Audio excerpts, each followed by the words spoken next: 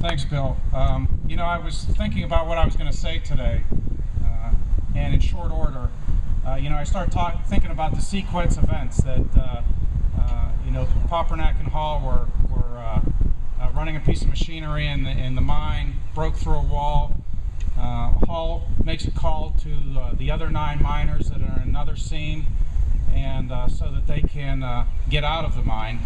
And you know, it's one of those things where those other 9 miners made their way out of that seam of coal up to the portal, and immediately went to work in trying to make sure that everyone knew that their buddies were in trouble, and that that we started the process of making sure that those other 9 that were trapped underneath were thought of, and that we figured out a way to go get them. And it's the 9 who actually got out of the mine are the ones that I grew to know, because as Bill said, I showed up Thursday morning. I had gone into the office and they said, "Mark, you're going to the Q Creek mine," and I hadn't seen the news, and they said, "Why?" And they said, "Well, there's Isabel Hurl, who used to work for Mr. Murtha, said, well, there's 9 miners trapped, and we've got to get down there, assess the situation, figure out what it is that we can do to be helpful."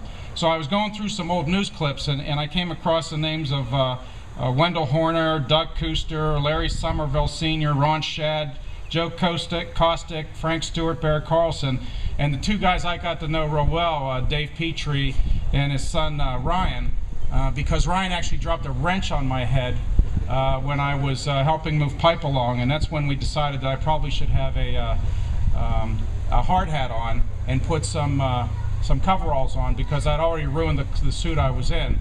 But it was those 9, myself, and about a couple of dozen other miners that were at that portal doing everything that we could to make sure that we started the action.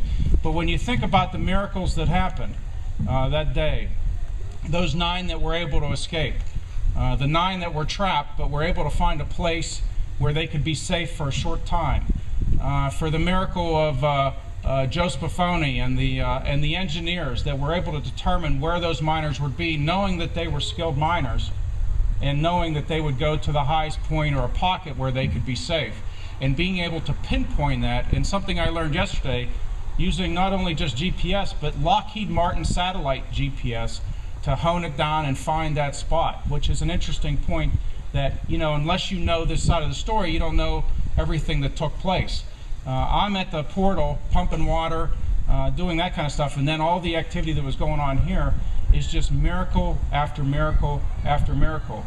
Governor Schweiker comes in and makes sure that in command that we are taking action, that every level of government, that every private sector company, that the coal mining company, that we're doing everything humanly possible to make sure that we do everything to get those miners out. And you know, first they discover that with the 9 taps that there's 9 miners still alive and waiting for rescue. And then the effort that took place, and the heartbreak that we felt when the bit broke, because we thought, oh my goodness, you know, all this progress is now we've got trouble. I'll never forget being at the office, and a tractor trailer truck pulls up into the parking lot with 2 of the big Godwin pumps on it, and this truck driver jumps out and says, "I have never in my life driven that fast across the Pennsylvania Turnpike." He said we were doing 90 miles an hour.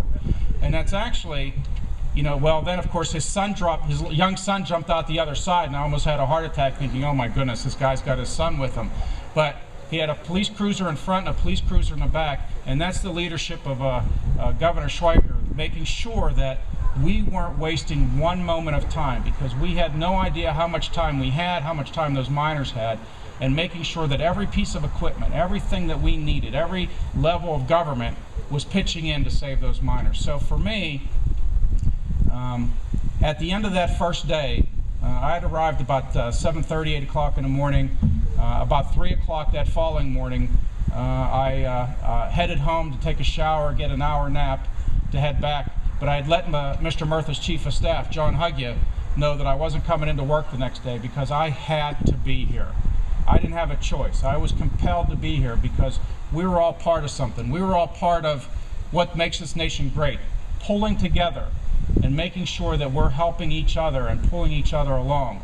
And I have to say a few words about John Huggie. You know, John Huggie shows up on site, retired Marine Colonel, and made sure that everything that Mr. Murtha needed to know, everything that the government could do to help, would take place. So we ended up with the hyperbaric chambers from the Navy. The Navy SEALs were here, just in case.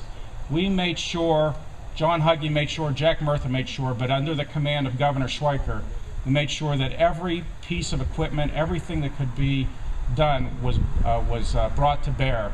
And here we are 10 years later, and Bill was talking about he's so happy that I could be here, and I said, Bill, I have to be here. This is something that emotionally has changed my life. It was so exciting to be part of this. It was so life-changing to be a part of something that, regardless of what the outcome was going to be, as we were going through this, we didn't know what the outcome was going to be. It was good. We were hopeful. But going through this is what we're all about in this part of the world. It's about standing up, sticking together, and pulling along. And I'm so thankful that the 9 who got out first, the 9 who came up through that hole over here, that it all worked out. We've moved forward. Here we are 10 years in. I want to thank everyone that came today.